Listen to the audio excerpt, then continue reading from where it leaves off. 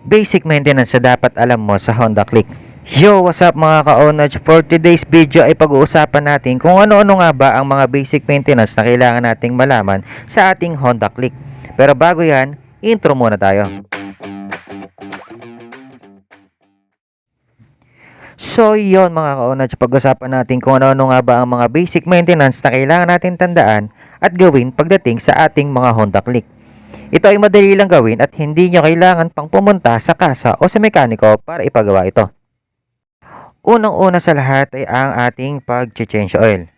Pag-usapan natin ang pag-change oil ng ating mga motor. Kailan ba dapat pag-change oil at kung ano nga ba ang tamang gamitin na engine oil sa ating mga Honda Click? Ang sabi sa manual, every 6,000 kilometers dapat ka mag-change oil. Pero mas maigi kung mas mababa pa dito.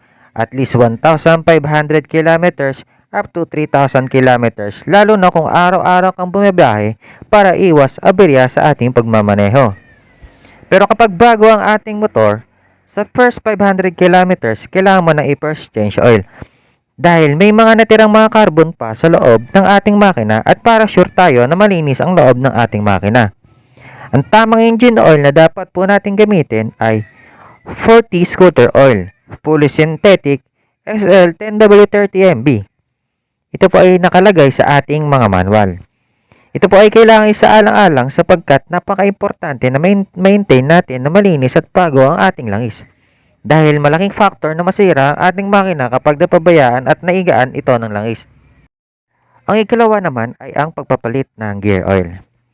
Ang pagpapalit ng gear oil ay hindi kasing dalas tulad ng pag-change oil.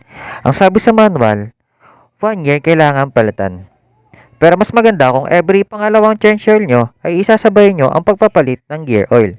Ito ay importante na ma-maintain dahil ito ang nagbibigay ng smooth na takbo sa ating mga motor. Ang pangatlo naman ay ang brake. Ito ay isa sa mga importante na hindi natin dapat kalimutan. Dahil dito nakasalalay ang ating paghinto at upang hindi tayo maaksidente. Kailangan palagi na check nyo ang brake shoe at brake oil kung ito ay okay pa at sapat pa ang laman ng oil. Ang pang-apat naman ay ang pagpapalit ng air filter.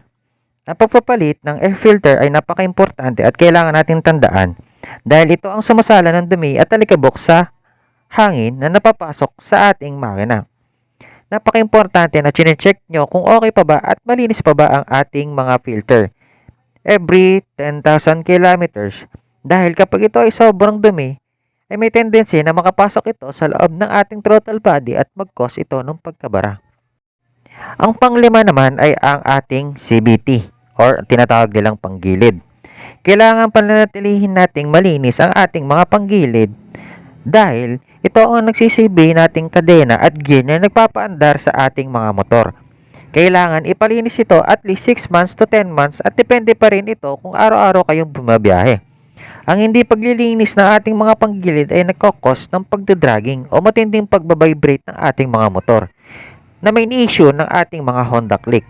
Kaya kailangan hindi natin ito makakaligtaan. At ang panguli ay ang coolant. Importante dapat alam natin kung kailan ito dapat dagdagan at palitan. Ang pagdadagdag ng coolant ay kapag ang coolant level ay nasa lower na. Kailangan nyo tandaan na hindi dapat sasobra sa higher level nito ang pagdadagdag ng coolant.